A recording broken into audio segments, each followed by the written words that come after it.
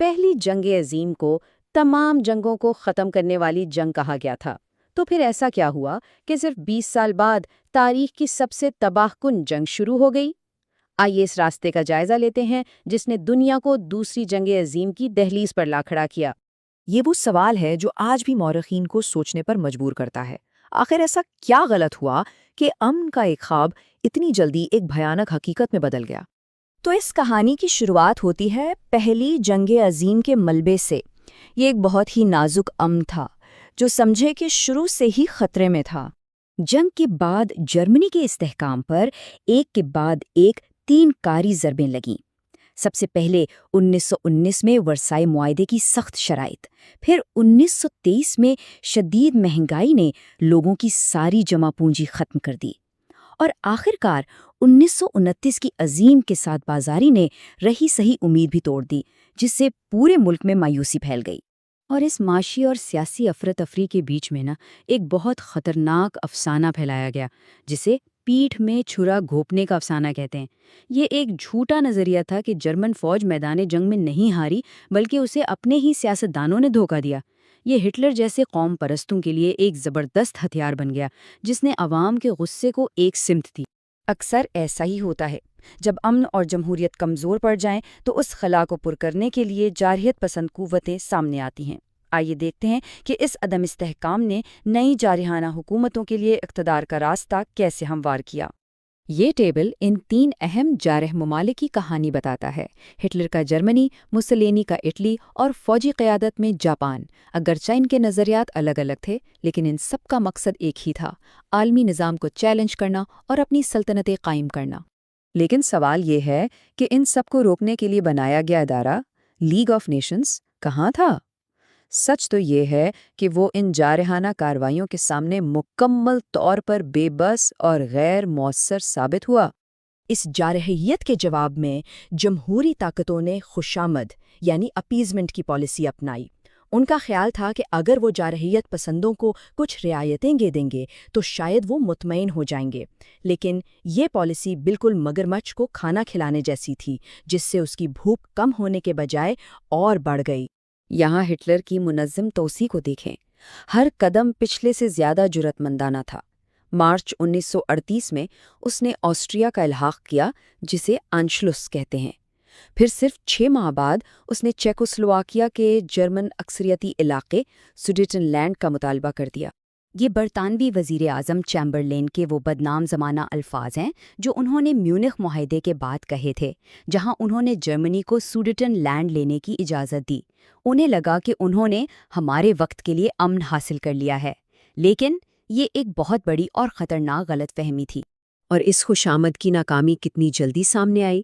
صرف 6 ماہ بعد، مارچ 1939 میں ہٹلر نے اپنا وعدہ توڑا اور باقی چیکوسلواکیا پر بھی قبضہ کر لیا۔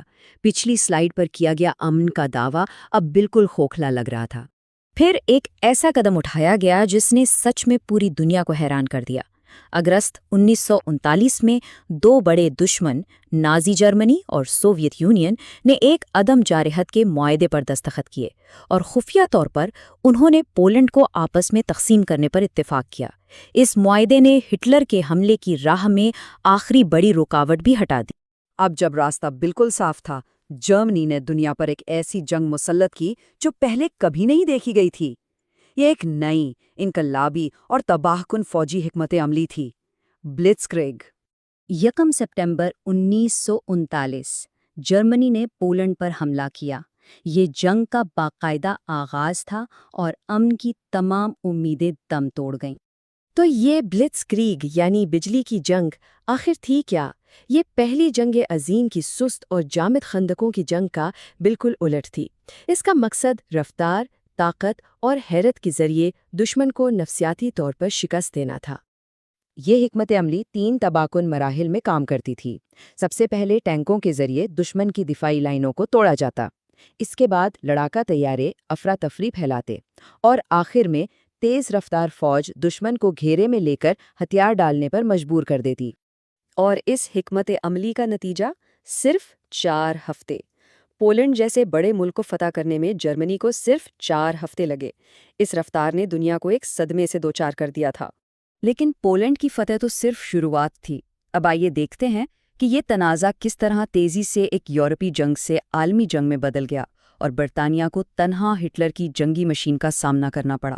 1940 کے موسم گرما تک صورتحال انتہائی سنگین ہو چکی تھی۔ فرانس، جو ایک بہت بڑی فوجی طاقت تھی، حیران کن طور پر تیزی سے شکست کھا چکا تھا۔ اب صرف برطانیہ ہی تھا جو نازی جرمنی کے سامنے کھڑا تھا۔ یہ چارٹ برطانیہ کی جنگ کے دوران رائل ایئر فورس کو درپیش مشکل حالات کو ظاہر کرتا ہے۔ جرمن فضائیہ لفٹ وافے کے پاس تقریباً 1100 لڑاکا طیارے تھے، جبکہ برطانوی RAF کے پاس صرف 700۔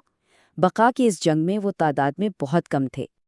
ان تمام مشکلات کے باوجود برطانیہ نے یہ جنگ جیت لی، اور اس میں ایک نئی ٹیکنالوجی، ریڈار، نے فیصلہ کن کردار ادا کیا، جس نے RAF کو دشمن کے حملوں کا پہلے سے پتہ لگانے میں مدد دی۔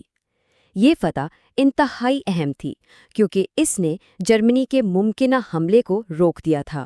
برطانیہ کو شکست دینے میں ناکامی کے بعد ہٹلر نے ایک ایسا فیصلہ کیا جو جنگ کا رخ ہی بدل دے گا۔ 22 جون 1941 کو اس نے اپنے سابق اتحادی سوویت یونین پر ایک بہت بڑا حملہ شروع کیا، جسے آپریشن باربروسا کا نام دیا گیا۔ اس قدم نے جنگ کو پورے بڑے اعظم میں پھیلا دیا اور جرمنی کو 2 محاذوں پر لڑنے پر مجبور کر دیا۔ 1941 کے آخر تک جنگ پورے برے اعظم میں پھیل چکی تھی اور نئی طاقتیں اس میں شامل ہو رہی تھیں۔ دنیا ایک خطرناک موڑ پر کھڑی تھی۔ سوال یہ تھا، کیا کوئی چیز ایکسس کی اس بے لگام جنگی مشین کو روک سکتی تھی؟